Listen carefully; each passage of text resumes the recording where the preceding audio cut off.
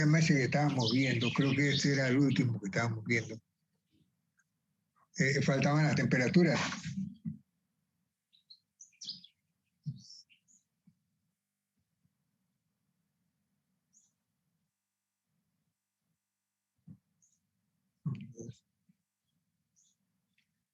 Faltaban las temperaturas. Bueno, yo les sugiero que vayan, tengan una hoja lista para escribir. A ver, calcularon, dice que el gas es monoatómico, se trata de un ciclo. Calcularon las presiones. ¿Y cómo se calcula? Yo le iba a calcular, pero como me faltaba el dato de la temperatura. Sí, bueno, ahorita lo podemos hacer, lo describe y los demás, usted lo describe y los demás lo escriben para tener el problema resuelto. Por ejemplo, en el punto número 1, en el estado 1, ¿qué usamos ahí para calcular la presión?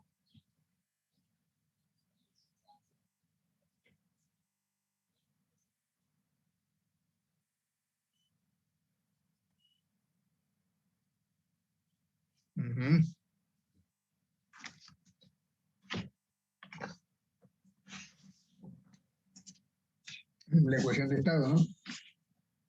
Se trata de un gas ideal y es monoatómico.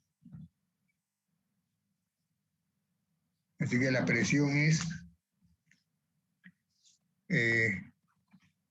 presión igual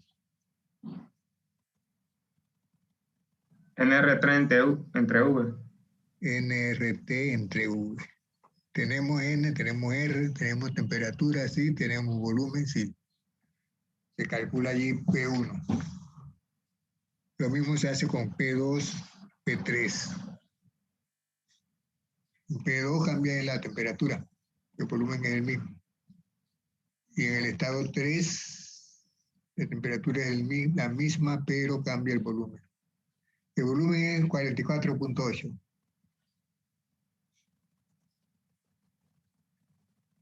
Profe, del estado 1 al 2,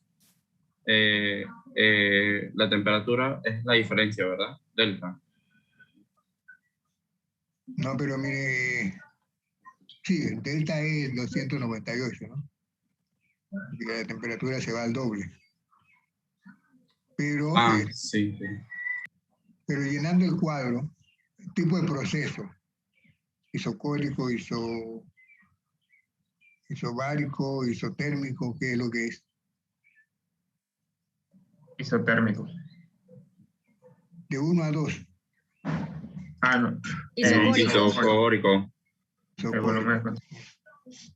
Entonces, isocórico. Hay que calcular Q. ¿Cómo se calcula Q? Hay una diferencia de temperatura, hay un delta T. Y Q es igual a NC delta T.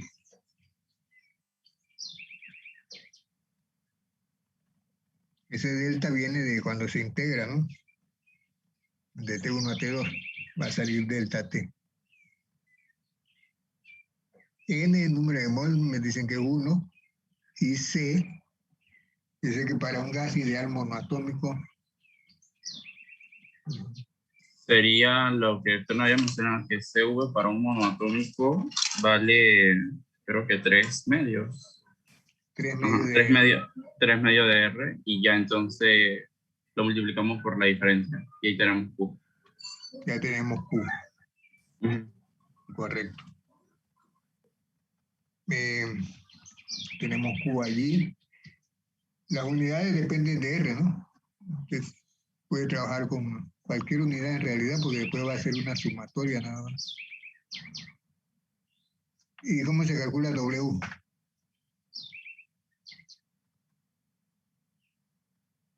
Es 0 porque el volumen es constante. Volumen constante W0.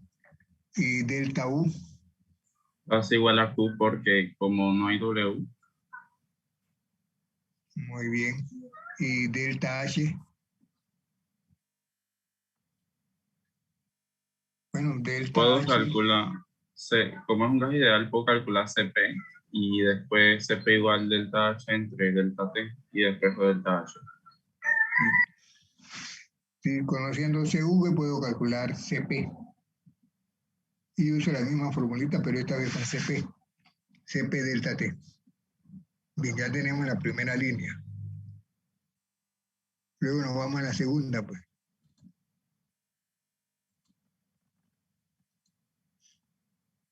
El tipo de etapa de 2 a 3. Yo veo que Isotérmica. es isotérmica, sí. Y hay un cambio de volumen. Hay que calcular la presión. Bueno, no calculamos la presión en 2, ¿no? ¿O sí?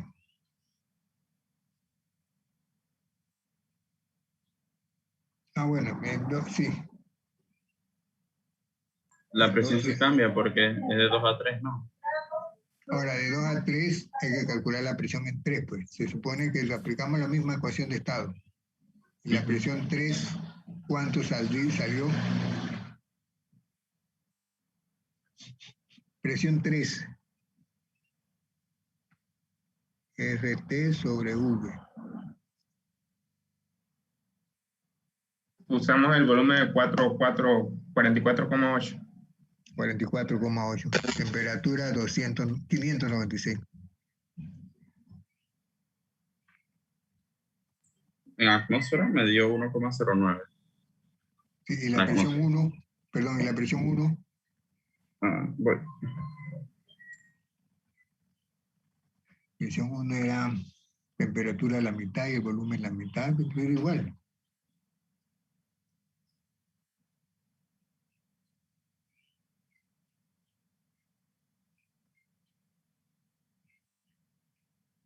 Bueno, pero estamos en el paso de 2 a 3 que dijimos que es isotérmico. Sí, perdón, es que estamos en el paso de 2 a 3, isotérmico. Bueno, pero ustedes cuando calcularon la presión 1 también les dio 1,09, ¿no? Sí, también es a 1,09. Sí, también da 1,0,1. En atmósfera. Sí, bueno, pero estamos de 2 a 3, que es isotérmico. Isotérmico. ¿Cómo se calcula Q allí? Si es isotérmica, es igual al trabajo, es menos el trabajo. Menos trabajo. ¿Y cómo se calcula el trabajo? La presión por el cambio de volumen. O sea, está claro que no podemos calcular Q como lo hicimos en la primera parte, que era CV de delta T, porque aquí no hay un delta T. Así que vamos a calcular W, pues. ¿Se puede calcular W? Sí, sería la presión que calculamos, sería menos la presión que calculamos por el cambio de volumen. Por el cambio de volumen, ¿cuál es la presión calculada? 1,09. Y de 2 a 3.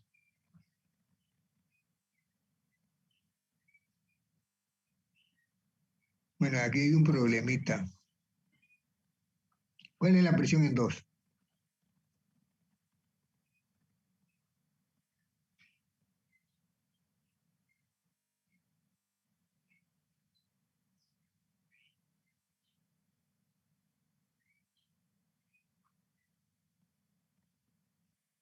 $2,18, profe. Porque, o sea, yo lo hice así, en Sí. R Sí. por la temperatura 596 entre delta V, que es 22,4, que es la mitad. El volumen, que es 22,4. Entonces 2,18, de 2 a 3. Fácil. O sea que el volumen, la presión de 1 a 2 se fue al Es doble, 1,9. Ajá. pero de 2 a 3 se redujo a la mitad. No es lo Entonces, contrario. sí. De 1 a 2 da 1,09 y de 2 a 3 da 2,18. No, de 1 a 2, la presión cambió de 1,09 cambió hasta, A 2,18, se dobló. se dobló. Bueno, tenemos la presión 2.18 en 2. Y en 3, Vuelve y baja a la mitad, 1,09. baja a la mitad. Entonces, de 2 a 3 yo no puedo calcular Q como C delta T porque no hay un delta T. Pero puedo calcular W. Puedo calcular W. Ahora, ese W, si usted dice que presión por cambio en volumen, ¿qué presión va a usar? Y usar la presión final en el punto 3. ¿Y por qué no la inicial? Porque sería la presión. Es la presión que se opone. Ujú. Entonces, o sea, sí, es que allí como que faltó algo, ¿no? Vamos a tomarlo nosotros. Como generalmente estos ciclos son reversibles. Vamos a tomarlo como reversible. Todas las etapas reversibles. Así que, ¿cómo se calcula W de 2 a 3? Con la integral de W. ¿Sí? NR logaritmo natural, ¿no? Ajá. Sí. NR logaritmo natural de V2 sobre V1. Así era. Logaritmo natural de V2 sobre V1. ¿Perdón? Era logaritmo natural de V2 sobre V1. Ajá. Entonces así se puede calcular. O sea que estamos tomando que el ciclo, como ahí nos lo dice, es reversible. Vamos a considerar que es reversible en todas las etapas. Cuando es reversible el proceso, la presión de oposición se puede tomar como NR sobre T, porque como que la presión se va a igualar, ¿verdad? Si la ecuación, perdón, la presión se va a igualar a la presión del gas. O sea, el gas está en el estado 2. Luego se va a expandir hasta el estado 3. Pero en esa expansión, como es reversible, la presión va a ir cambiando. La presión va a ir cambiando desde 2,18 hasta 1,09. Pero va a cambiar poco a poco, lentamente. Y va a ser reversible. Como es reversible, entonces usamos logaritmo natural de V2 sobre V1. NRT, logaritmo natural, ¿no? Así calcularíamos eso. Ya tenemos W. Q es 0, W es ese valor. ¿Cuál es delta U?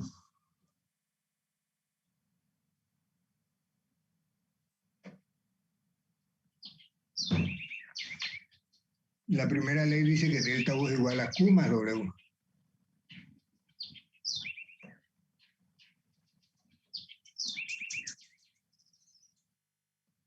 Es 0, profe. Delta U. Ujú. ¿Por qué?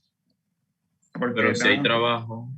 estamos en un proceso isotérmico y es un gas ideal, y el gas ideal solo, la delta U depende del cambio de temperatura, Sí, no del trabajo.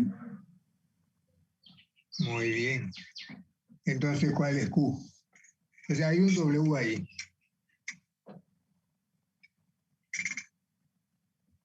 Hay un W.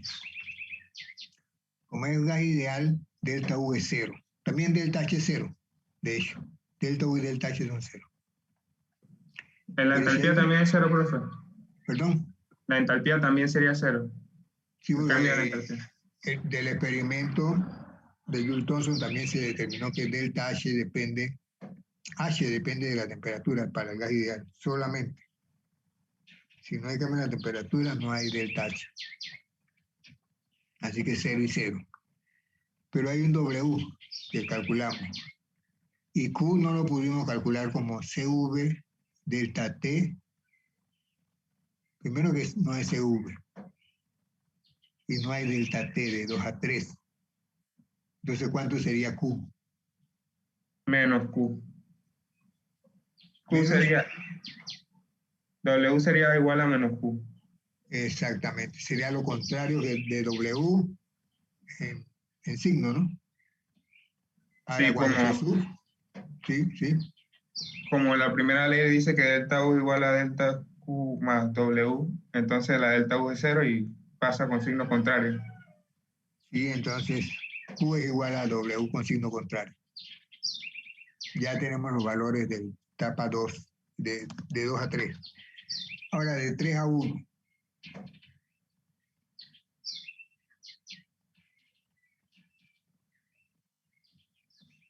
¿Qué tipo de proceso es? 3 a 1.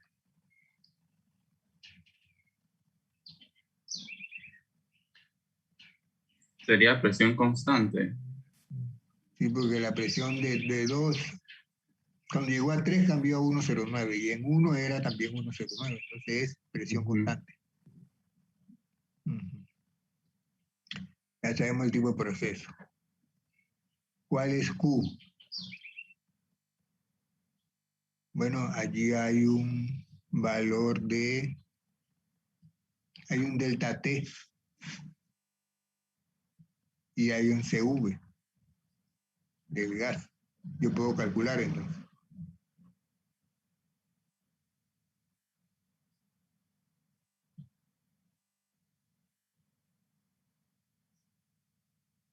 Daría la misma respuesta de la primera, solo que con el signo contrario, profe.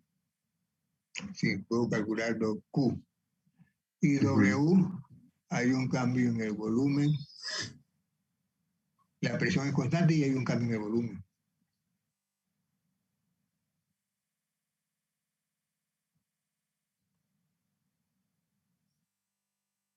¿Cierto? Hay un cambio de volumen, sí.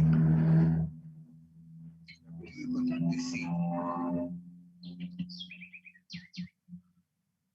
Entonces,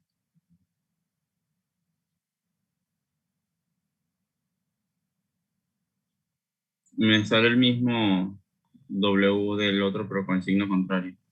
sí. Ahora delta U. Bueno, si tengo Q y W, puedo calcular delta U.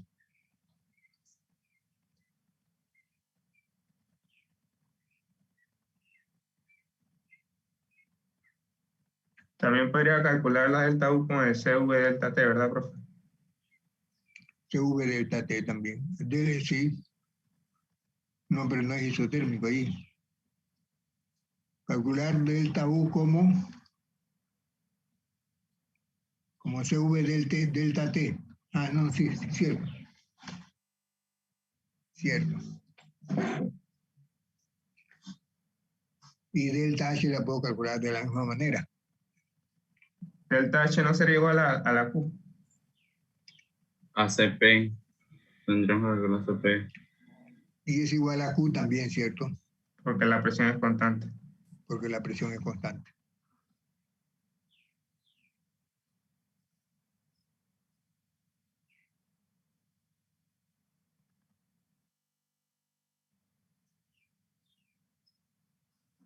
Entonces, bueno, allí llenan el cuadro y después suman todo. Y profe, sí, en vez era reversible, es decir. Sí. Cuando llenan todo, entonces, tanto delta H como delta E, delta U, pues, debe darle 0. Q y W no tienen por qué ser 0.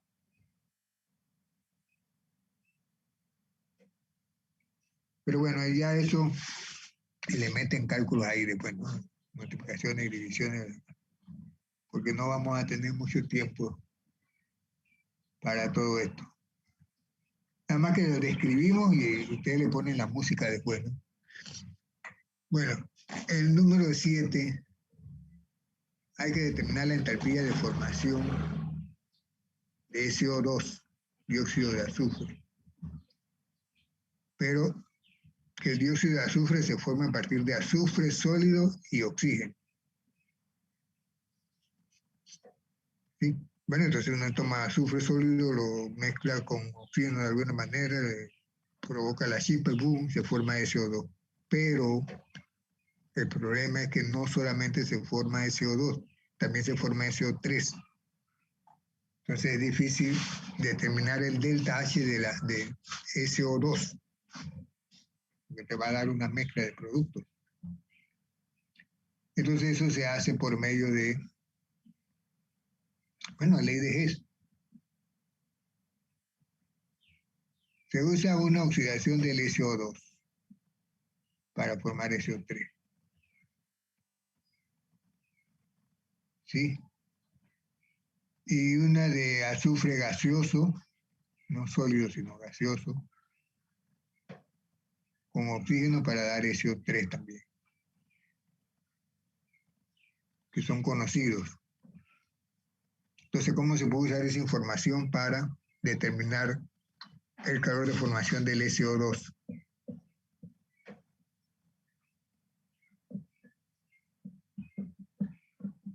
Aunque aquí hay algo raro, aquí parece que ese 2S no es gas, es sólido.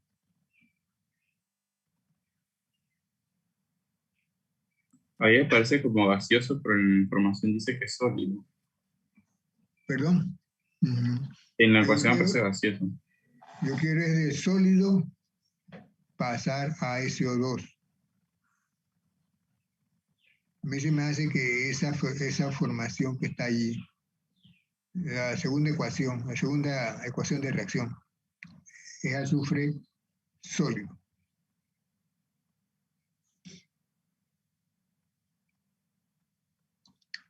Tendré que revisarlo. Vamos a tomarlo como sólido, porque como gaseoso no vamos a tener un sólido allí nunca. Vamos a tomarlo como sólido.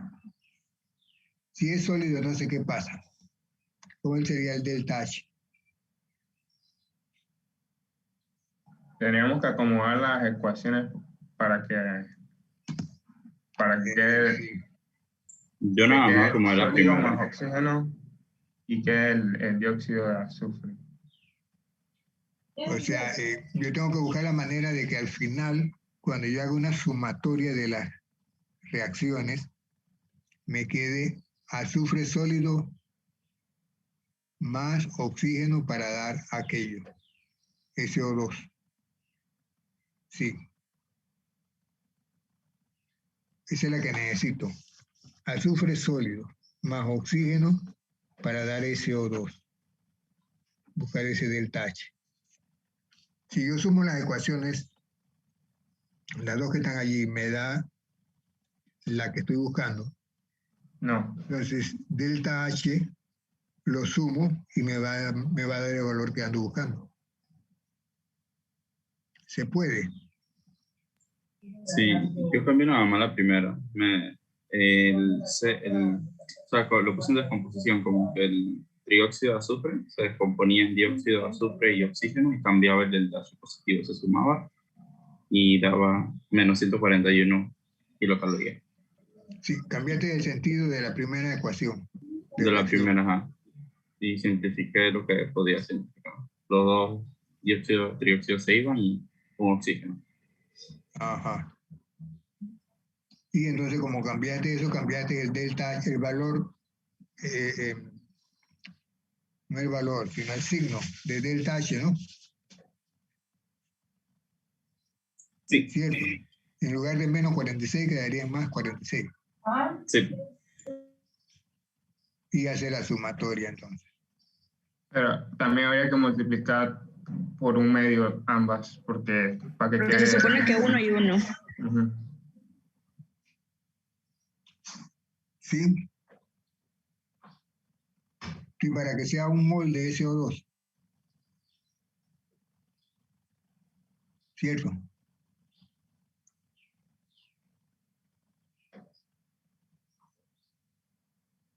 ¿Por qué dividir por 2? Para que quede un mol de azufre, que es lo que se quiere. Sí, porque las entalpías de formación se dan para un mol, no para 2 mol. Entalpía de formación molar. Entonces solo divido la entalpía que me dio entre dos y listo. También. Sí. Ya. Correcto. Entonces el número 8 es parecido, ¿no? No hay nada, ese es más sencillo. Calcular el valor de delta H para cada una de estas reacciones, usando tablas de datos termodinámicos. ¿Qué es lo que se emplea allí entonces? Si tienen la tabla,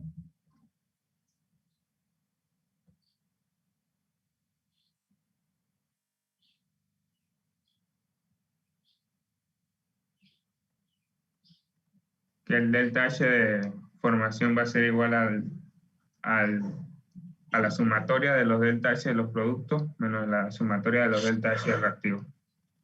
sí, delta H de reacción es delta H de producto menos delta H de reactivos. Multiplicando esos delta H por el coeficiente, ¿no?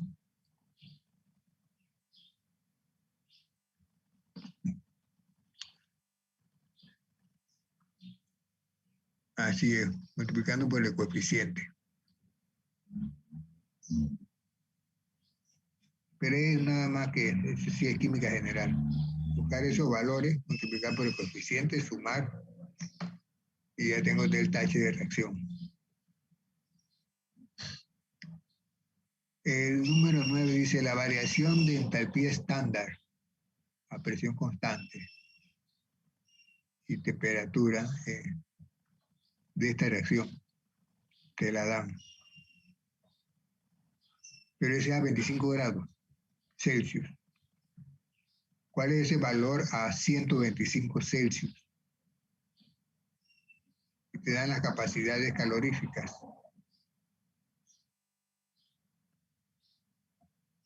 Y esas capacidades no dependen de la temperatura, así que no hay que integrar.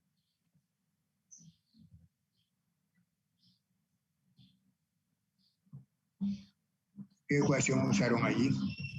Ahí se usa la ley de Kirchhoff. Bueno, sí. Delta H a 125 es igual a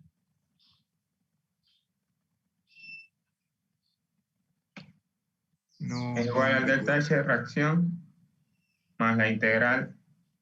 Delta H de reacción ¿a qué temperatura? A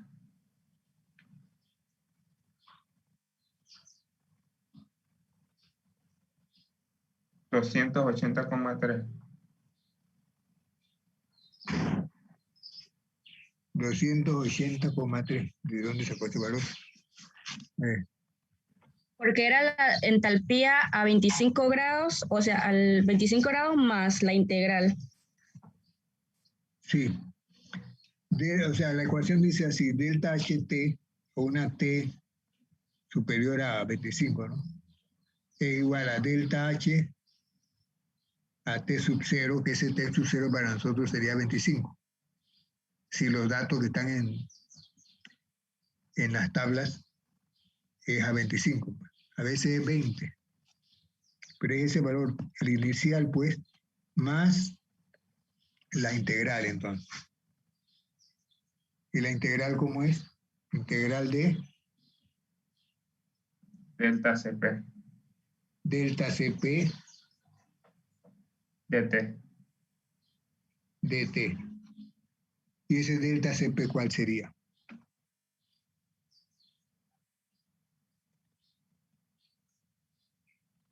Bueno, ahí te dan los valores de cada uno. Ese delta CP sería CP de productos menos CP de reactivos.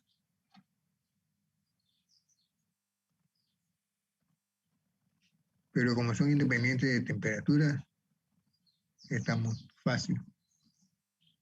No hay que integrar esa parte. Nada más dt.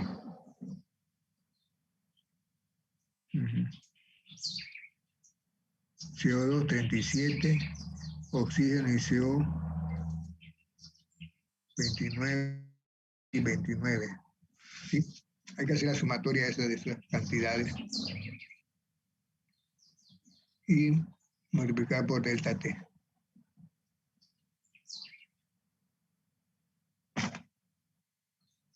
Esa ecuación está allí en la diapositiva.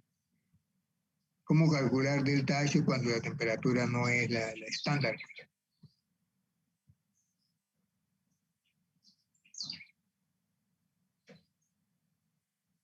Y el número 10, ocurre una reacción, nitrógeno más oxígeno más cloro para dar ese producto. Los gases se consideran ideales, todo es gas ideal.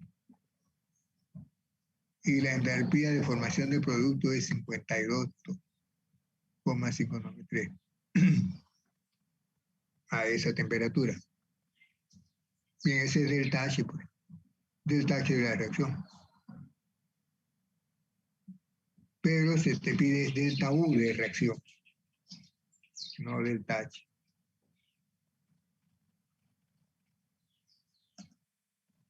Entonces, ¿cómo se hace? Hay una Profe, ecuación como ahí, es en gas ideal, sí, considero CP 3 medio de R y así sucesivamente. Y calculo CP y después llego a delta U. No sé. pero no tengo un delta T. Ah, cierto.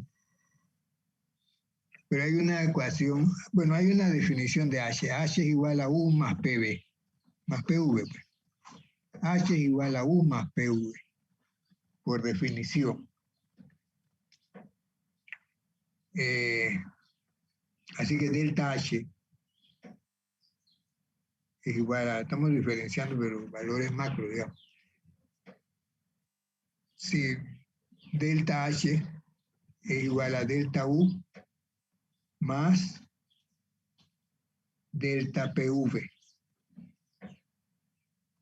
Ya, en lugar de diferenciar con la D normal, estamos haciendo es delta, ¿no? Delta H, un cambio en H igual a un cambio en U más un cambio en PV, pues, PV. Eso está bien. Delta H igual a delta U más delta PV. Yo lo que tengo es delta H, me interesa delta U. Entonces hay que sumarle delta PV, pues, delta PV. ¿Y qué será delta PV si esos gases son ideales? Bueno, pues PV es igual a NRT. Así que delta PV es igual a delta NRT. NRT escrito en paréntesis, ¿no? Delta PV es igual a delta NRT. Pues estamos trabajando con gases ideales. Ahora, ese delta NRT, ¿a quién afecta? ¿A N, a R o a T? A N. Bueno.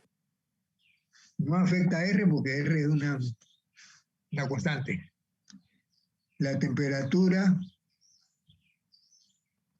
dice que es a 25 grados, eso se va a mantener.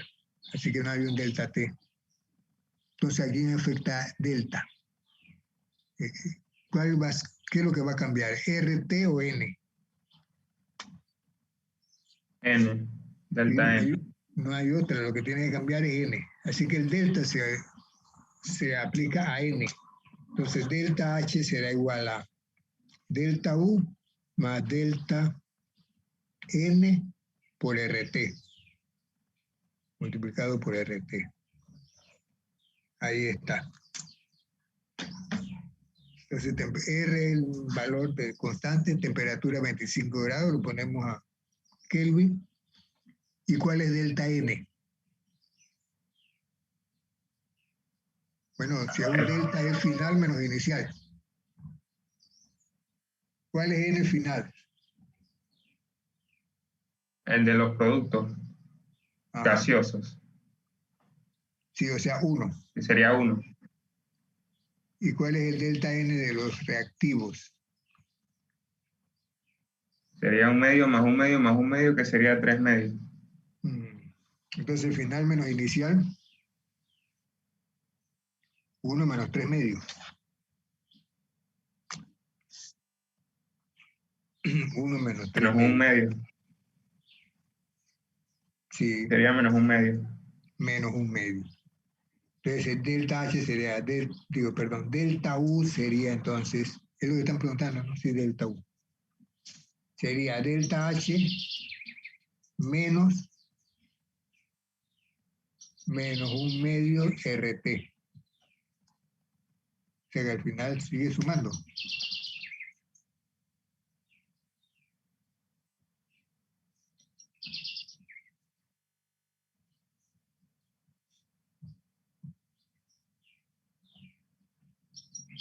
No sé si estamos Sí, claros. profe, ahora sí me dio con eso. Sí. O sea que el truco era el delta, aplicárselo a n. Cambia el número de mol.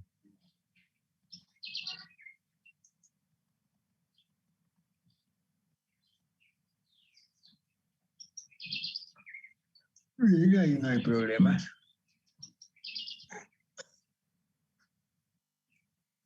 Bien. ¿Qué le parece si vamos a... ¿alguien puede proyectar el problema del Engel, pues?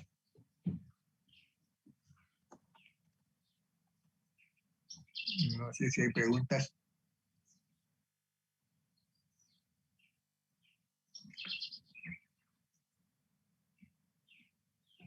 Engels, capítulo 2.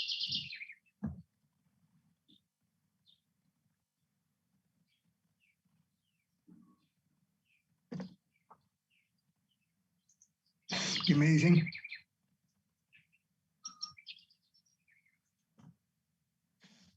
¿Lo proyectamos, profe? Sí, sí, es posible. Déjeme lo busco.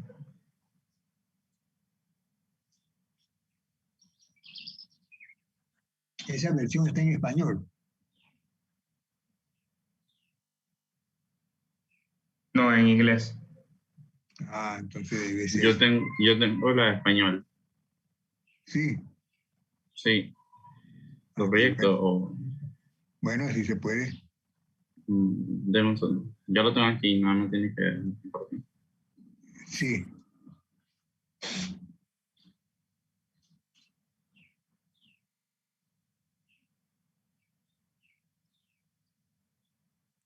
Me dice si se ve. Ah, ya. Sí. Capítulo 2. Sí, sí, este es el capítulo 2. Estoy usando a mostrar los problemas. En el problema Ah, primero hay unas preguntas. Exactamente. Vamos a revisar esa pregunta. A ver, de todas maneras eso tiene respuesta ahí, ¿no? ¿O no tiene respuesta? sí tiene la respuesta. Si quieres se la busco a otra parte. La versión en inglés creo que tiene la respuesta allí mismo. Y el español, bueno, aquí mismo no, lo tiene en la parte de atrás. Bueno, como todos los libros, en las últimas páginas. Lo Sí, la de tiene. inglés la tienes ahí mismo. Es como un solucionario la versión en inglés. En inglés, Ah, ¿verdad? Más rápido. Bueno, en inglés, pues, mejor. Porque acá hay que estar saltando de una página a otra. no es necesario, también se puede abrir otro libro y se tienen las respuestas ahí al lado. Así es como yo hice el Ah, bueno. capítulo 1. Bueno, Dame,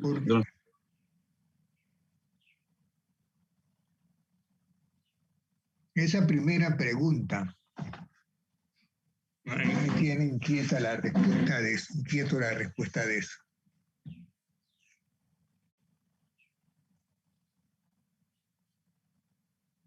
déjeme abrir el otro la otra parte del libro y ya comparto toda la pantalla. Sí.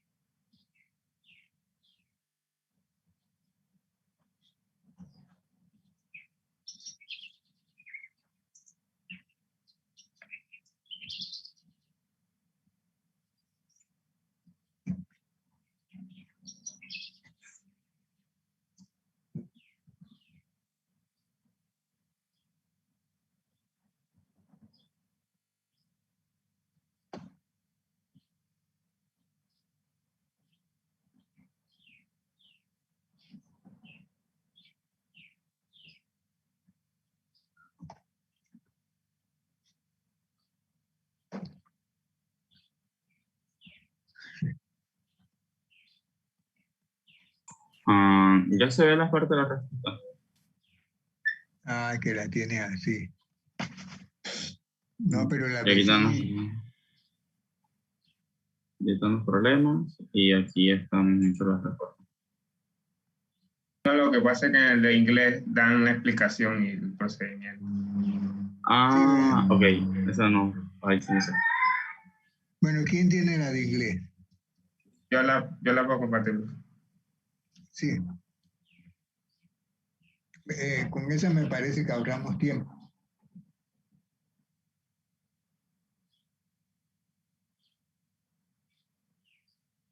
¿Se ve? Ya. Sí, sí, ahí mismo está la respuesta. Bueno, ese es número 1.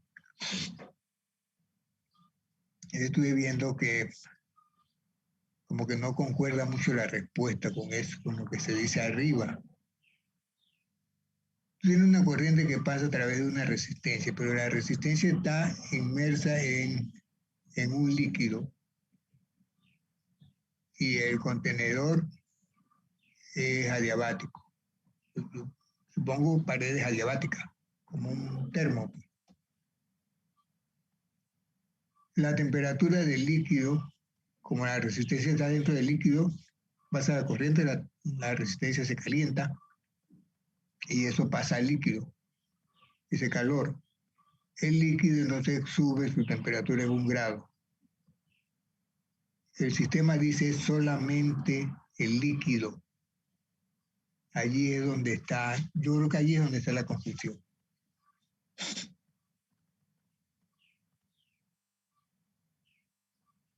Entonces se preguntan que si el calor, ¿qué es lo que fluye entre el sistema y los alrededores? ¿Calor o trabajo? Entonces la respuesta dice que aunque el trabajo se hace en la resistencia, ese trabajo es hecho en los alrededores. O sea, ¿los alrededores a qué se refiere? A la pared adiabática. O sea, la pared, después de la pared, pues, lo que hay después de la pared, pero digo, allá se pudo generar la corriente, pero el trabajo se hizo acá en la resistencia y la resistencia está dentro del líquido. Ahí es donde está un poco extraño. Entonces dice que el calor fluye a través de las paredes, ¿no?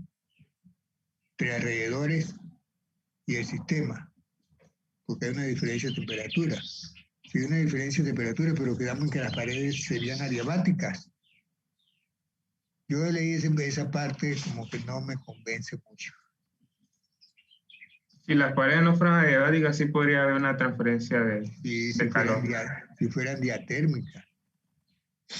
Así que ese fue el único pregunta que yo vi un poco extraña ahí. En el segundo, estas preguntas son interesantes. Explique cómo una masa de agua en los alrededores puede usarse para determinar calor, transferencia de calor en un proceso. Calcular Q, si la temperatura de 1 kilo de agua en los alrededores aumenta 1.25 grados Celsius. Todo esto a presión constante.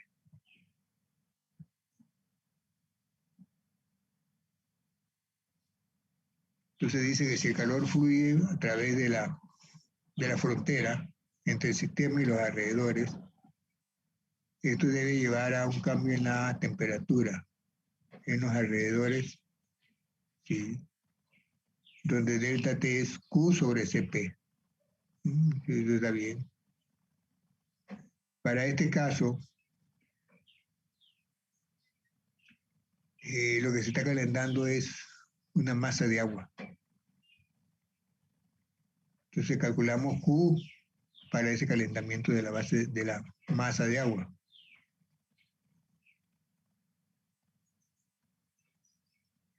¿Y cómo se calcula Q de la masa de agua? Bueno, MC delta T. Mire que no es molar, sino masa. Y ese Cp no es molar entonces, sino capacidad calórica nada más. A ver, no, esa es capacidad calórica específica, porque es 419 joules por gramo. C, 419 joules por gramo por Kelvin. Lo multiplican por la masa total, que serían 1000 gramos, y la diferencia de temperatura es 1.25. Eso te da entonces el calor generado allí. Eso pasa a los alrededores.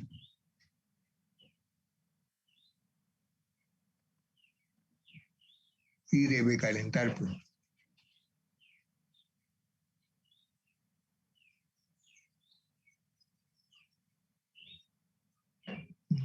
Eso es lo único que indica allí. Ese calor Q, entonces, que se genera en el agua, pasa a los alrededores. Entonces yo puedo buscar delta T de los alrededores como Q sobre Cp. Ese Cp entonces sería de los alrededores.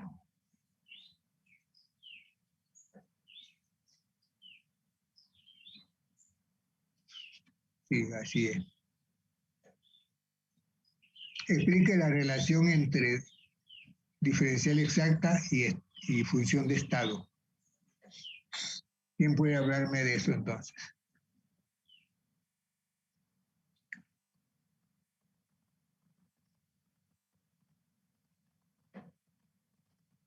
Claro, ¿se entiende lo que dice allí? Por ejemplo, tú tienes una ecuación que dice que Z es igual a, es función. Z es función de X y de Y. Eso lo vimos en una diapositiva. ¿Sí? Y lo hemos estado usando. Z es función de X, Y. Entonces, dz será igual a la parcial de Z con respecto a X, a Y constante, más la parcial de Z con respecto a Y, a X constante. Ah, bueno, en la primera faltó dy y acá, digo, de X y acá de Y. Parcial de Z con respecto a X, a Y constante de X, más la parcial de Z con respecto a Y, a X constante de Y. ¿Sí? Si esa diferencial entonces se puede escribir así, esa es una función de estado. ¿Sí? Por ejemplo, U. U dependía de qué? De temperatura y volumen. Entonces nosotros vimos que du es igual a la parcial de U con respecto a temperatura, volumen constante, dt más parcial de U con respecto a V, a temperatura constante de V. ¿Sí? Esa es la diferencial total. Entonces, si se puede escribir así para U, U es una función de estado. ¿Y cuándo se considera que es una diferencial exacta? Exacta. Por lo que dice allí.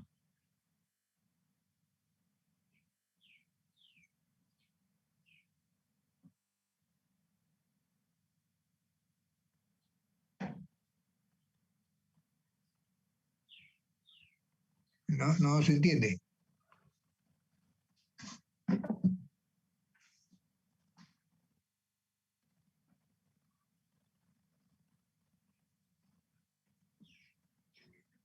Eso lo hicimos. U depende de T y V. Entonces yo diferencio con respecto a T y después diferencio con respecto a V.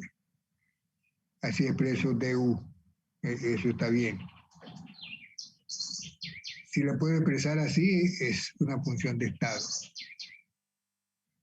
Pero ¿cuándo es diferencial exacta?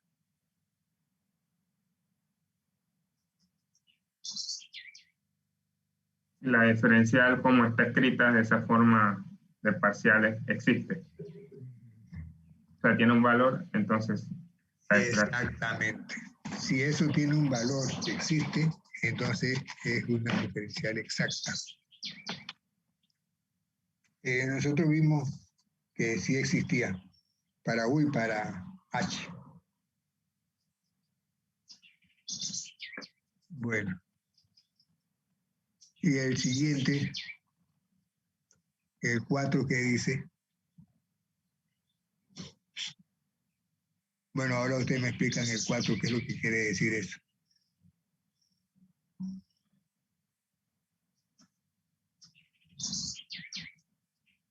¿Por qué es incorrecto hablar de calor, de trabajo y calor asociados al sistema?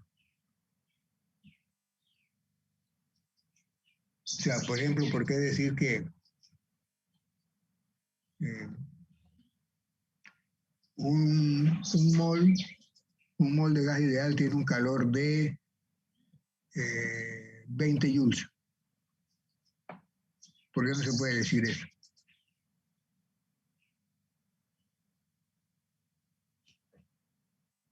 Porque el calor no se queda en un solo lugar, sino que es un equilibrio entre dos estados, una transferencia. Exacto, solamente se ve cuando hay transferencia, si no, no se ve. No, pues no está almacenado en el sistema.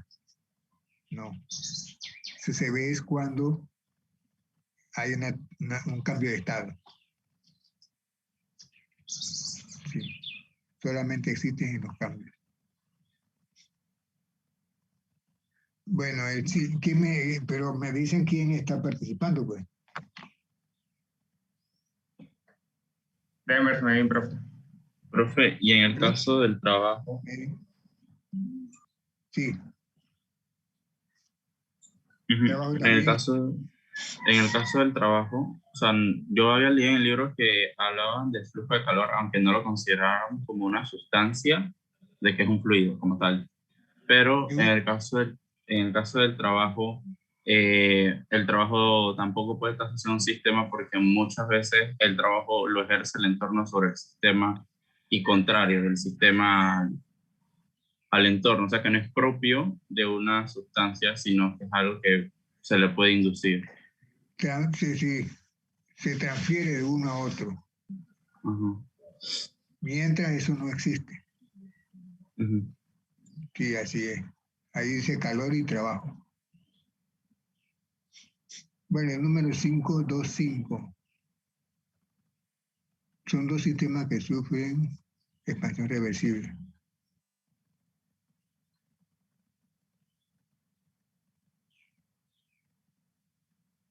Bueno, ahí está la explicación.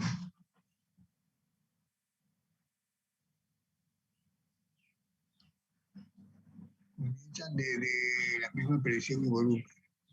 Al final de la expansión, los dos sistemas tienen el mismo volumen.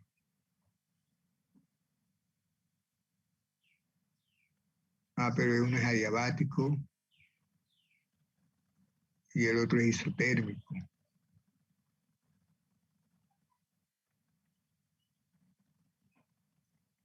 ¿Qué dice la explicación de eso?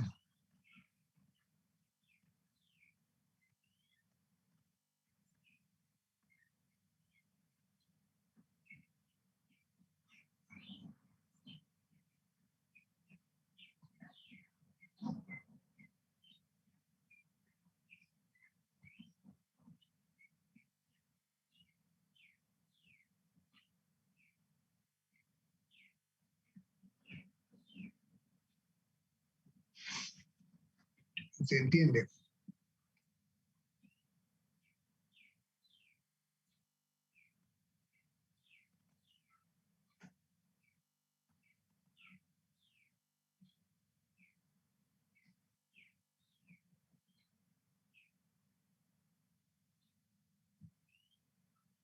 Dice que usa ecuaciones. Tendría que escribirlo. Tendrían que escribirlo.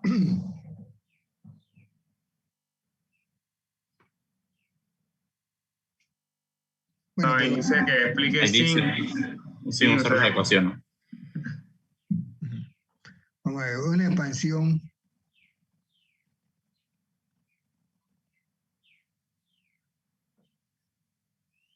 ¿Cómo sería la adiabática, pues?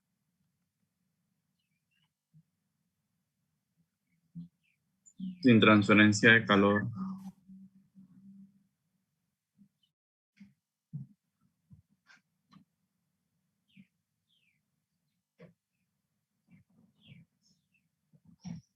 Se puede calcular trabajo en la expansión esta. ¿Cómo es el trabajo La en la adiabática. adiabática? W es igual, ya integrado y todo, menos en la adiabática. NR, logaritmo de V2, no sé. NRT logaritmo natural de V2 sobre V1. Ujú. ¿Sí? Adiabático.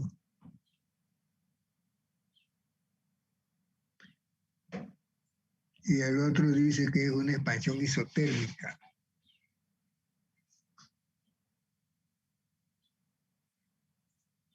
Profe, Pero, ahora que usted dice expansión, tengo una pregunta. Los problemas que usted nos mandó a hacer, la mayoría eran comprimiendo un gas, pero cuando ocurre la expansión de un gas, ¿la presión tenemos que tomarla con un signo contrario o qué cambia? eh, no, nada más que de la misma fórmula, menos, siempre es menos presión de oposición por delta V, siempre. Entonces ese signo menos es lo que te va a cambiar el signo de resultado. Lo que puede cambiar la expansión es que el volumen es mayor, pues, Sí, algo la así. expansión en el volumen 2 es mayor que el volumen 1 y en la compresión es al inverso. Ya. Pero el signo que está antes te compensa eso.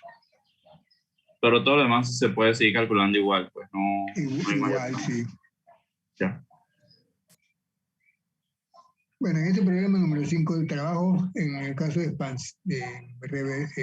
adiabático es NR con el logaritmo, pero el otro, si es isotérmico, también, ¿no?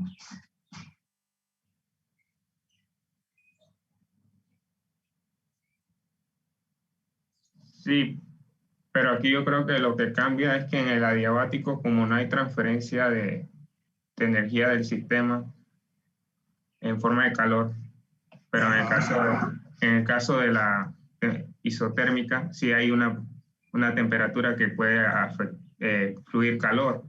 Entonces va a tener ese valor, habría que tomarlo en cuenta en el isotérmico. Exactamente. Si ustedes observan esa pregunta es como para hacer pensar, ¿no? No solamente meter número por meter número. Hay que tener en cuenta qué es lo que está ocurriendo. Bueno, todavía no hemos hecho ningún problema, pero vamos al 6. ¿Cuántas preguntas son?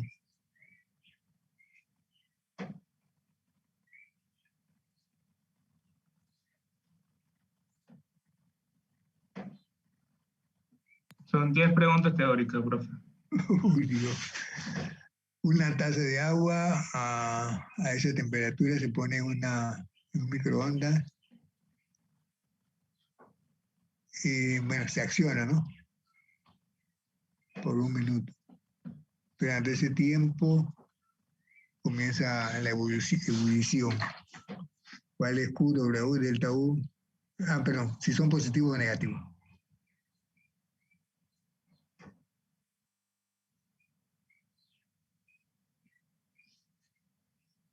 ¿Por qué Q es positivo?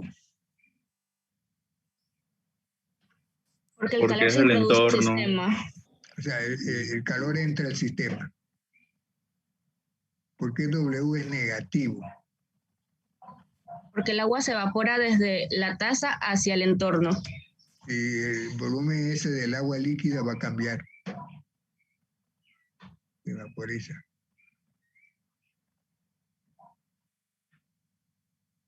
Porque delta U es positivo.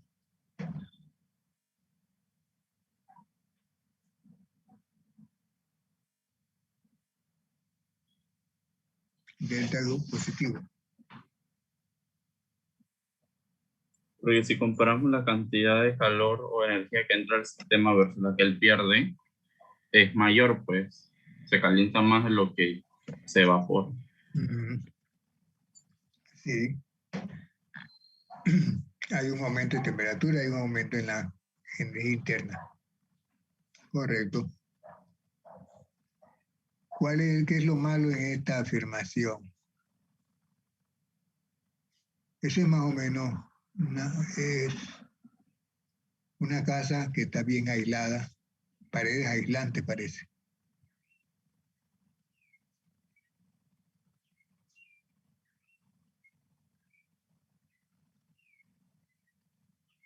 Como las paredes son aislantes, entonces ella se mantiene calientita, la habitación. Y durante la época fría, ¿no? Algo así, no se pierde calor. Entonces, dice que es lo que hay de malo en esa afirmación, o la manera como se expresa. Es lo mismo que estábamos viendo en el problema, un problema anterior, que el calor no se almacena. O sea, no es que la casa tiene calor almacenado allí.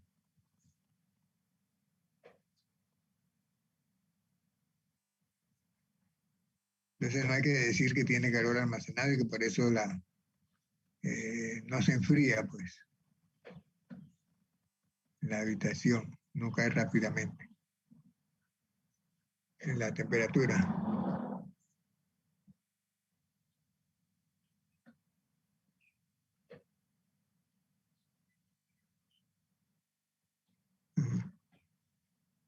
O sea, lo que pasa es que hay que decir es que la transferencia de calor, sí, no es tan rápida, pero no es que lo tiene almacenado allí. Ese es básicamente el 7 y el 8 también es algo malo en una afirmación.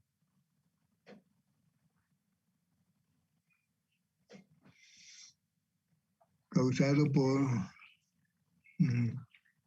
si tú te quemas con vapor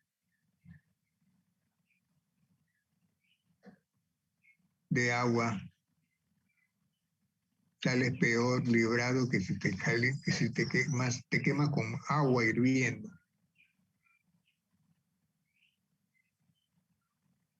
Porque el vapor contiene más calor. ¿Por qué está mal expresado eso? El calor no se almacena. También es lo mismo, no está almacenado allí. Ahí lo que está pasando es otra cosa.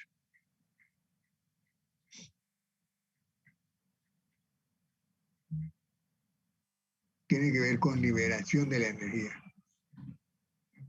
Y tu piel. Parece que cuando es gas, sientes mayor. Uh-huh.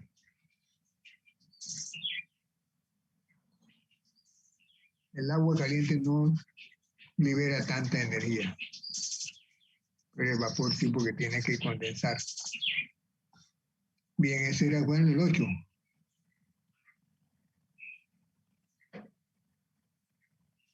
Sí, profe. El número 9 fue la noción eso de reversible e irreversible. Eso ya lo vimos.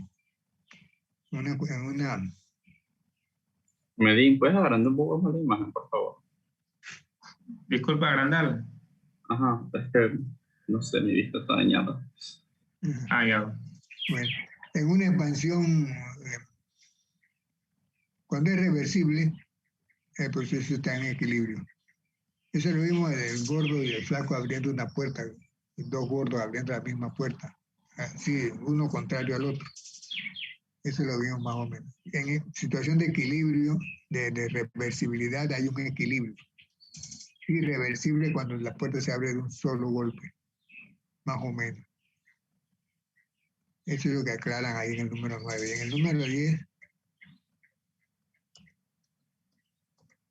una reacción ocurre en paredes diatérmicas. Ver cómo cambia la temperatura.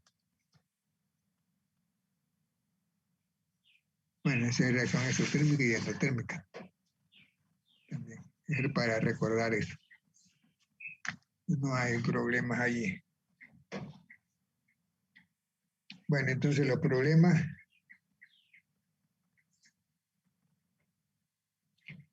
El primero es una expansión isotérmica, de un volumen inicial a un volumen final. Calcular el trabajo. Primero, calcular el trabajo si la expansión es contra una presión de oposición constante. Entonces, cuando vas a integrar, nada más que afecta a dV, queda como delta V, porque la presión sale de la integral. Pero si es reversible, la presión va cambiando. Entonces, al integrar, no puede sacar la presión.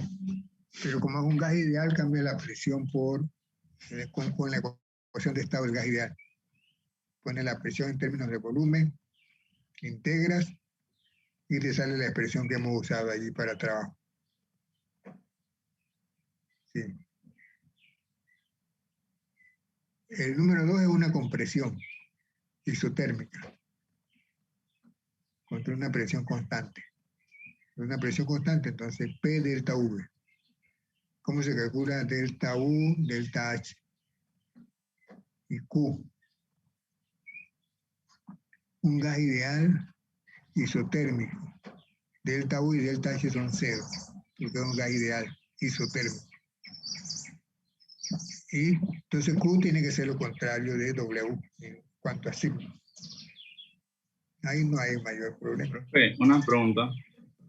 En un gas ideal, si no hay un cambio de temperatura delta U, va a ser 0. Sí, pero es solamente gas ideal. Gas ideal, ¿no? Sí. Ese es el experimento de Joule y el de Joule-Thomson. Bueno, ¿quién me explica el tercero, pues? Ahora sí estamos hablando de problemas.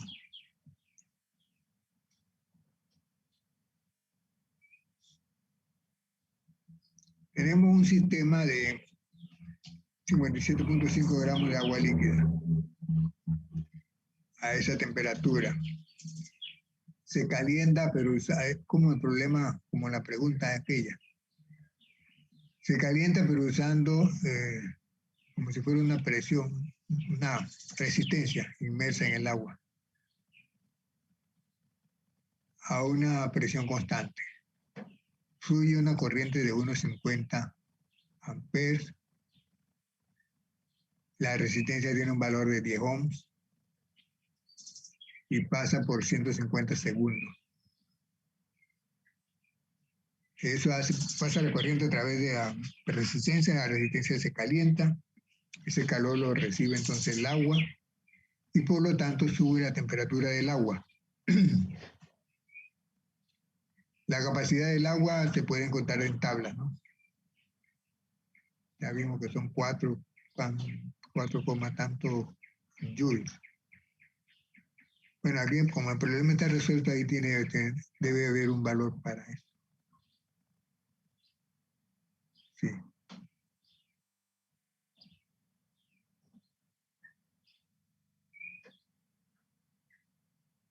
$75 joules por mol.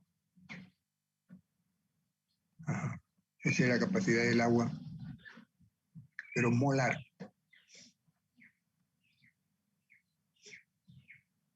Bien, entonces, dígame pues, ¿por qué usan esa ecuación que está allí?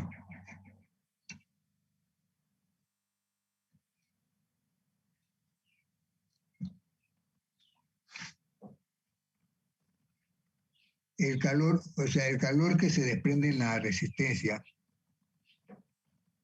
va para el agua, va a calentar el agua. ¿Cómo se calienta el agua? NCP delta T. Está bien. Conocemos N del agua, conocemos C del agua, conocemos la temperatura inicial. Nos faltaría la final. Es lo que estamos buscando. Pero ese calor que recibe el agua es igual al calor que se desprendió en la resistencia. ¿Cómo se calcula el calor que se desprendió en la resistencia? Es la corriente por el ohm entre el tiempo, por el tiempo. ¿Y eso de dónde salió? Esa cosa de dónde habrá salido. Eso huele a física. O sea, en la resistencia, cuando pasa la corriente, hay un trabajo eléctrico. Y ese trabajo eléctrico entonces se transforma en calor en la resistencia. Ese calor es el que pasa al agua. Pero entonces, ¿cuál es el trabajo en la resistencia? Bueno, esa formulita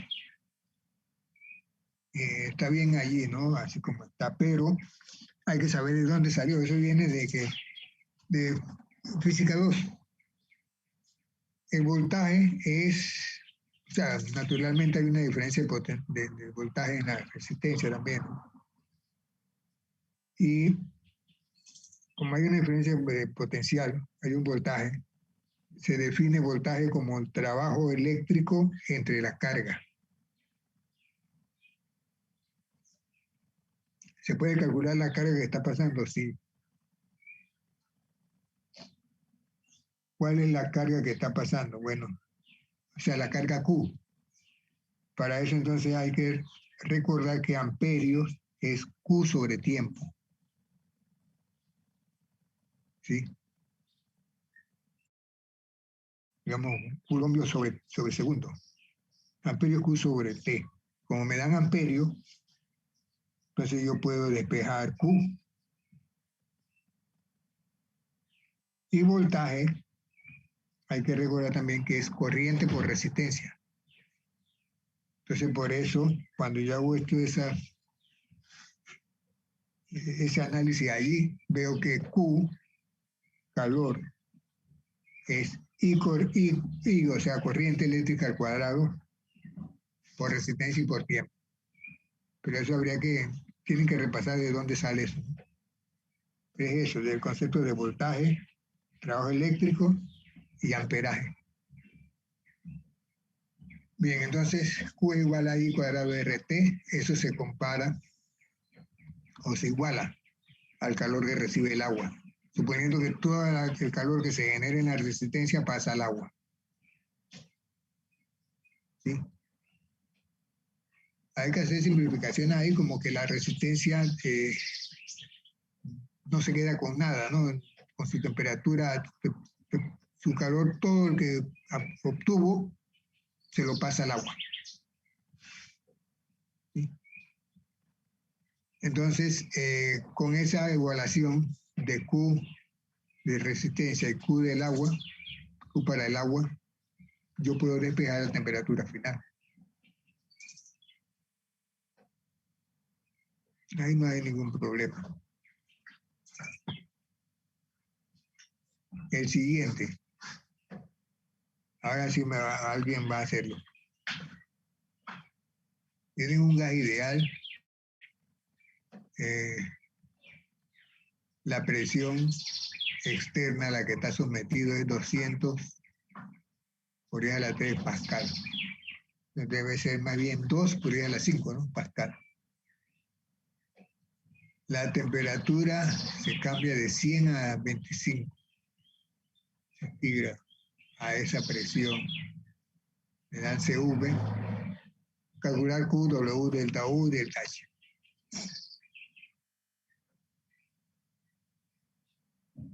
¿Está bien calculado delta U?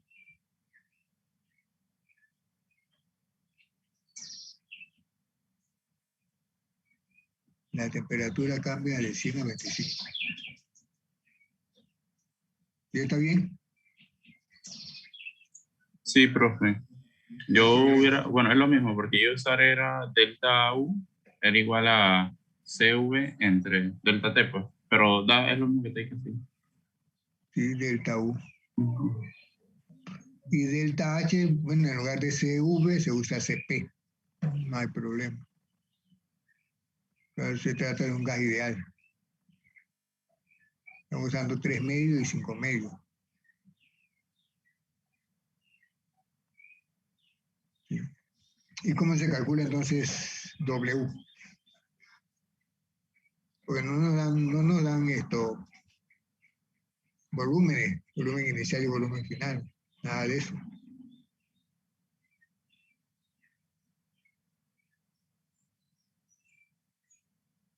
Si la presión no es constante, entonces delta H no es igual a Q. ¿Perdón? Si la presión es constante, entonces delta H es igual a Q, al calor. Sí. Ya Y si tenemos el ahí valor Q. de calor, y el valor de delta U, como delta U es calor más trabajo, despejo trabajo, me queda DU menos DQ, o delta U menos. Sí, correcto. Así mismo es. ¿Quién es? Guevara, Carlos. ¿Guevara o Guevara? Guevara, Carlos. Bien. Entonces, el siguiente es una expansión isotérmica de 5.25 moles de un gas ideal a esa temperatura, que te dan las dos presiones. Claro que la presión cambia porque es una expansión. El gas está apretado, se suelta, se expande y la presión cambia. Desciende.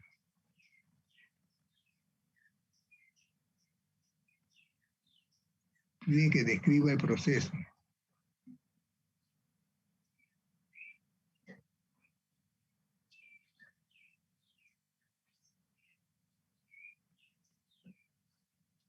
Con una presión externa mayor de 3.5.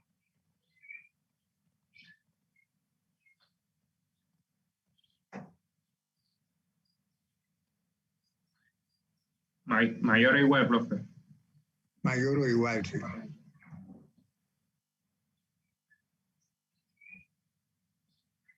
¿Cuál es la diferencia entre la pregunta, la primera y la segunda pregunta? Describa el proceso que resultaría en la mayor cantidad de trabajo. La mayor cantidad de trabajo a una presión mayor o igual a 3.5. Y la segunda pregunta, describe el proceso en la menor cantidad de trabajo.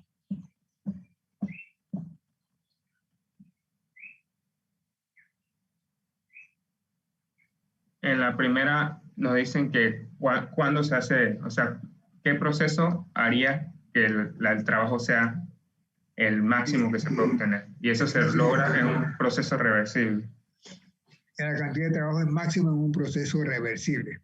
Es como dos gordos abriendo la misma puerta. Dos tipos forzudos abriendo la puerta, uno en sentido contrario.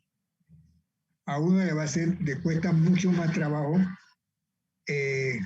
si es reversible, o sea que si está batallando contra otro forzudo, que si lo hace contra uno que no tiene fuerza. Así que cuando es reversible es más trabajo. Entonces usted calculó como reversible NRT, logaritmo natural de V2 sobre V1. Bien. Y en el otro caso,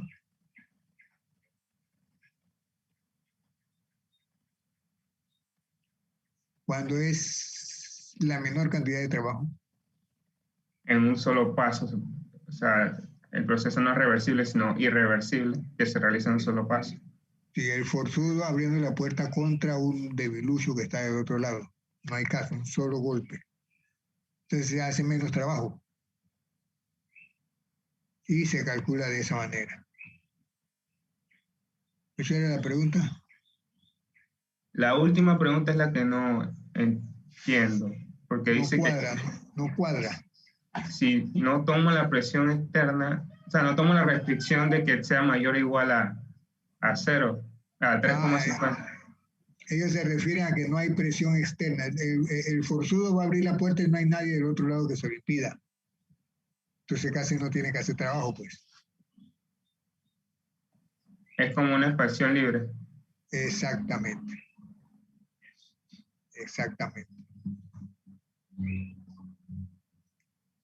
Entonces el siguiente.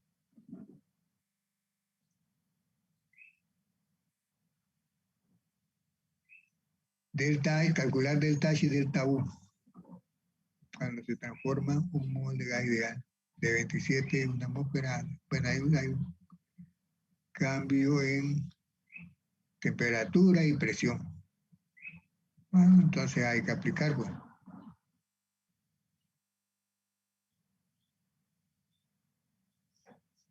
Te dan el valor de CP, pero CP depende de la temperatura.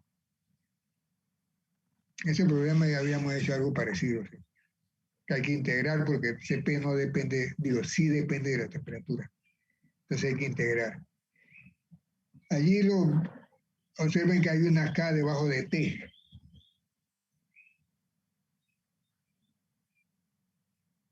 ¿Sí? Esa K es de Kelvin.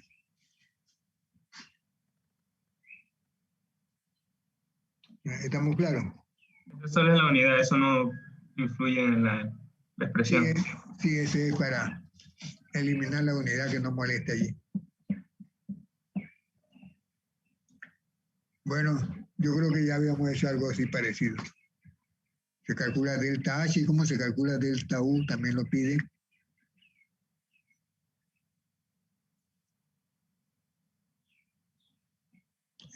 Sí. ¿De qué otra manera se pudo hacer delta U? Miren que usan la definición de delta H. Delta H igual a delta U más delta PB. O delta NRT. O NRT, NR por delta T, que es lo que usamos en el problema anterior que hicimos hace rato. Pero hay otra manera de calcular delta U. Delta U también es N CP dt.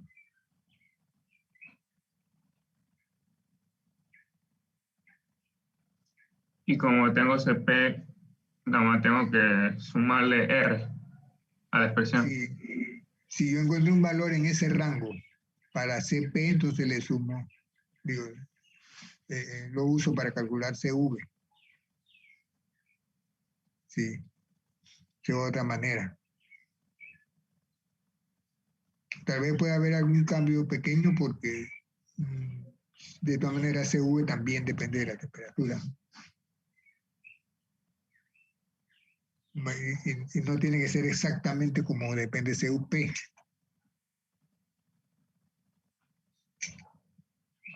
Pero sería válido hacerlo así también.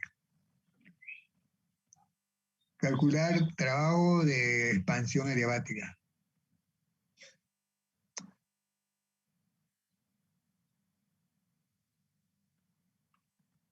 Una expansión adiabática de un mol de gas ideal a una presión inicial de 2, temperatura 450 a una temperatura final de 3.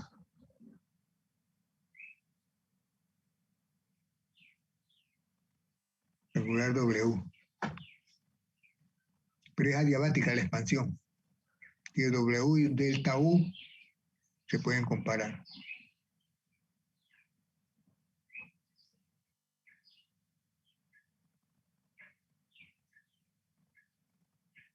No hay problema ahí, no hay...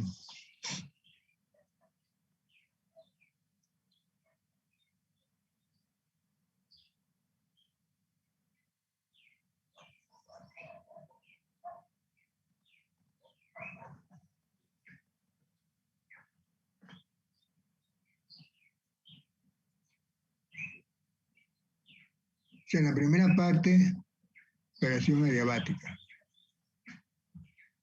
Escribe, después dice, escriba la expresión para el trabajo hecho isotérmico reversible. Entonces en la respuesta tuve que decir trabajo adiabático, de esa manera, trabajo reversible usando la ecuación aquella.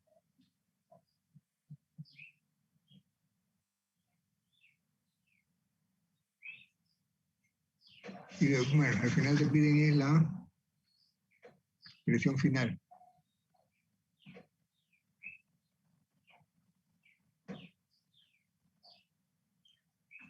¿Cuál es el valor de la presión final? Bueno, ¿qué presión daría? Usando el mismo valor de W que está en la primera parte. Profe, esa parte no la entiendo. ¿Cómo igualan el reversible con ¿Cuál parte? como en el tercer paso. Ahí que igualan. El tercer paso. Sí, tenemos O sea, la expresión que- adiabática, la reversible, luego tenemos logaritmo natural y pone que eso es igual a n retente reversible. A la tercera ecuación. Sí, NRT sobre reversible. Bueno, eso es lo que... Es que no entiendo cuál es la confusión. Vamos al principio. no, ya lo entendí. Despejan de la misma presión, ya. Sí, porque es que te dice sí, que escoja el mismo valor de la primera parte.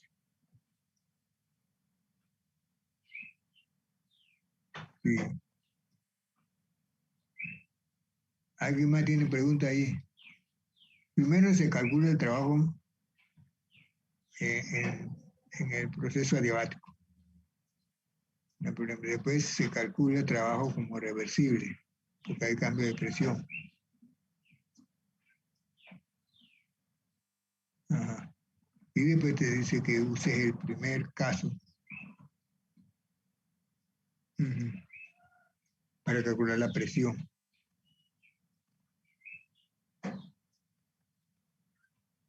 No sé si hay algún problema. Profe, si no me hubieran dicho que el trabajo era igual al del primer paso y tengo que calcular esas presiones, tendría que irme a lo que era, como es reversible, tendría que usar las ecuaciones esas que relacionan el coeficiente Es gamma. reversible. Sí, así es.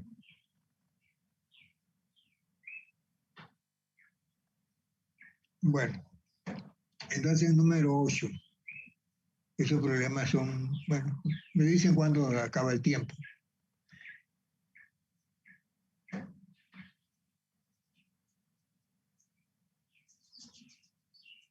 Es lo mismo, ¿no? Una expansión adiabática de una temperatura inicial de 25. Te dan el trabajo. Y te piden QW, bueno, sí, adiabático, Q0, trabajo igual a delta U. Ahí yo creo que hay un mayor problema, ¿no? Sí, se sigue haciendo lo mismo que hacíamos antes. Como daban ya el CV y teníamos trabajo, podíamos igual a delta U igual a W, porque era diabático. Y ya CV con el delta T. Eso es genial. Ah, pero hay que calcular T primero, T final. Sí, porque delta U es igual a NC delta T. No hay mayor problema. Ya que tengo la temperatura, puedo calcular delta H. Sí.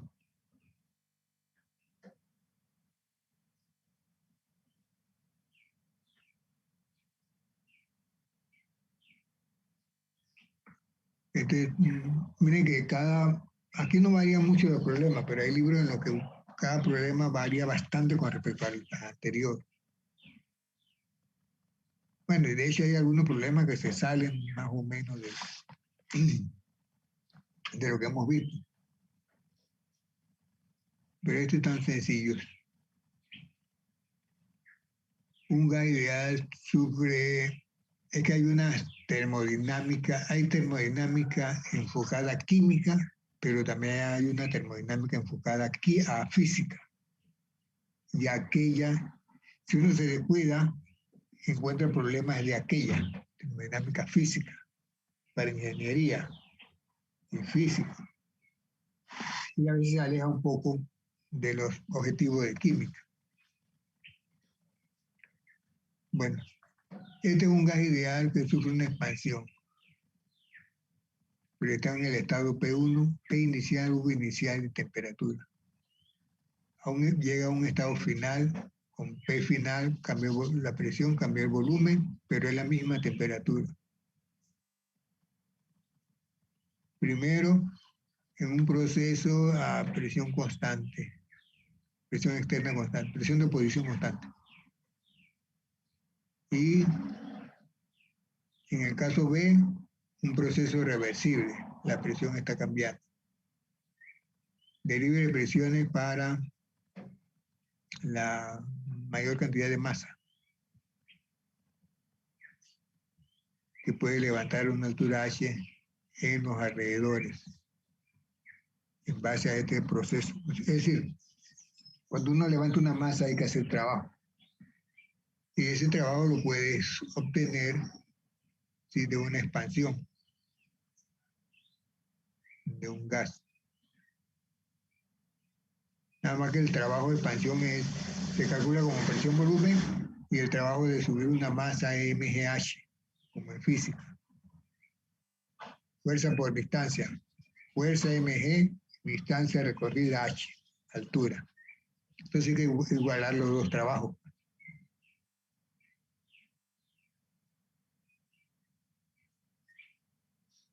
No hay problema ahí, yo creo. Nada más te piden es la expresión de masa.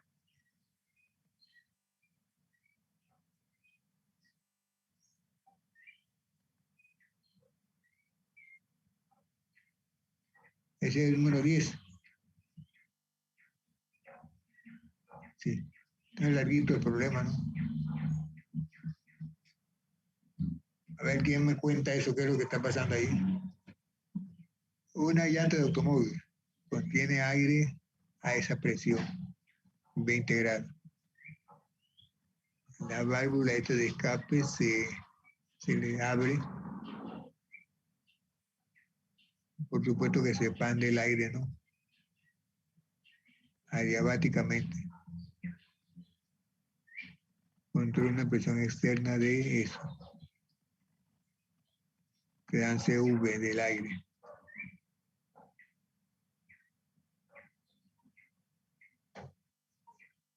Sí, como ese es la coeficiente de Joule-Thomson.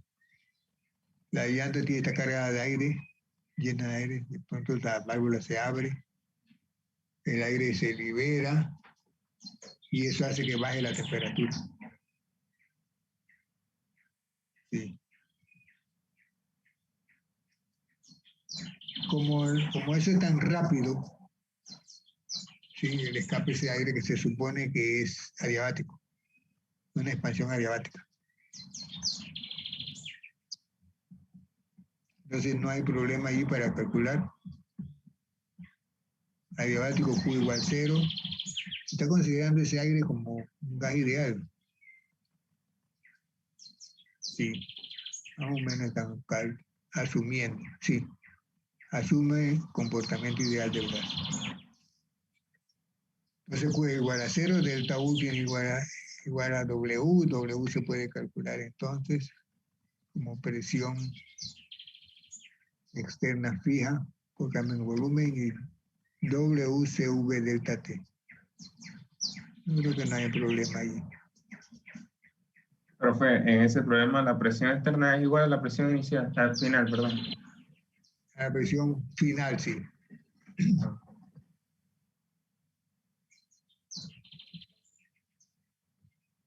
Así es. Entonces, igualando las dos ecuaciones, se puede calcular ahí la relación entre temperaturas, el cociente de temperatura. Y como yo tengo la inicial, puedo buscar la otra, más o menos, sí. No hay problema ahí.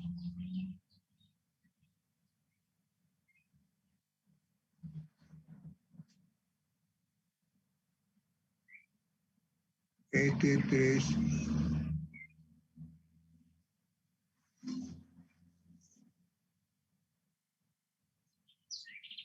Se trata de un gas ideal, se expande.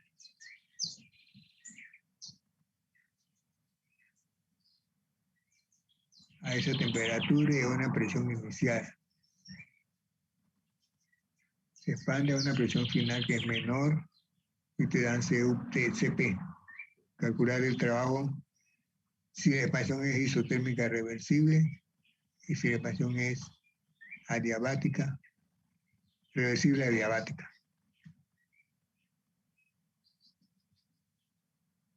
Entonces hay que aplicar ecuaciones allí.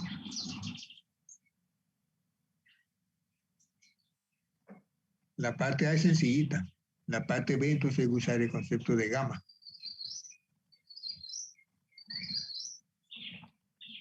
Eso es, sí, nada más que hay que reemplazar valores ahí, no hay caso.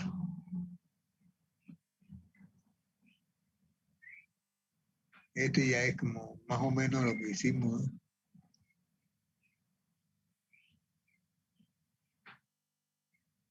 Temperatura 300, presión y volumen. Inicial, ¿dónde es inicial? Acá abajo, cerca del origen. Presión inicial, volumen inicial. Parece que es así. Sí, parece que es así. Se le calienta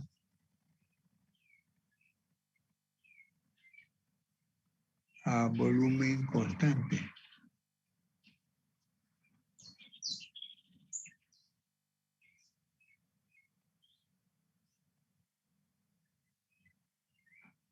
A volumen constante, ¿sí? Hasta que la presión cambia a 10 bar. Porque estaba en un bar, ¿sí? Cambia a 10. Después hace una expansión reversible hasta P, no entendí que dice P menos, pues será igual ahí. Presión igual a un bar, sí. Hasta que la presión caiga otra vez a donde estaba.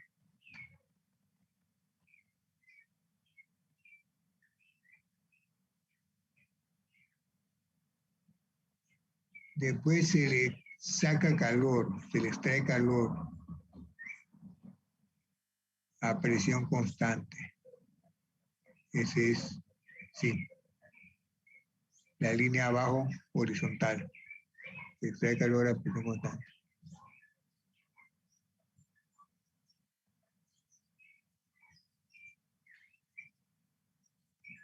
Entonces hay que hacer un diagrama PV, presión volumen, cómo cambia el volumen, ya está hecho ahí pues.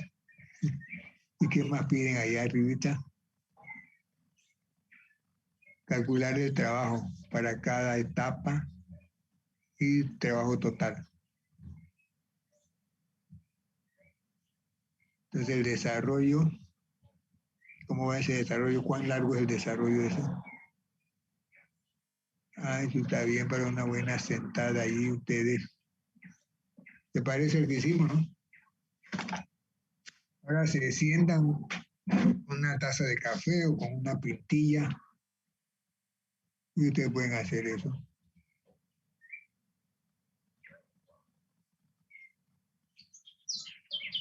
Está bien, ya estamos, se acabó la hora prácticamente. Y el siguiente parecido. Siempre, de vez en cuando salen algunos conceptos por ahí. Un gas ideal está a una temperatura, presión, encerrado en un cilindro que tiene un pistón. Se le comprime poniéndole una masa encima al pistón.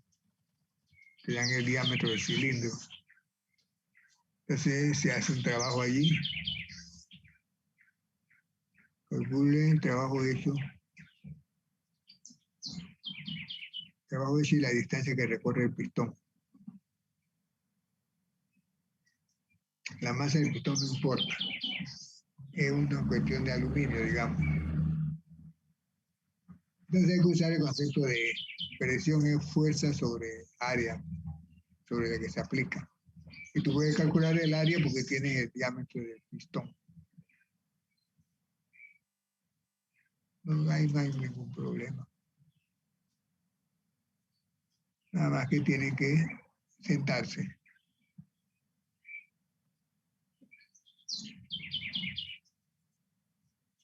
¿Ya ves?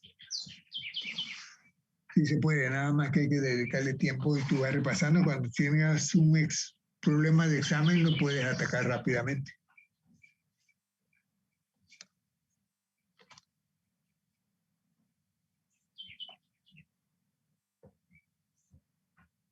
Profesor, una pregunta. ¿El ejercicio que vamos a hacer, el primero parcial, nada más está este tema o falta añadir otro más? Creo que incluye las 3 leyes, primera, segunda y tercera ley. O sea, el concepto de entropía, que debemos ver ya el viernes, pues.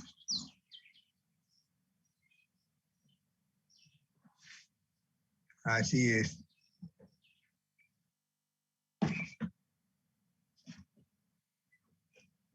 Bueno, quedamos así pues hasta el viernes.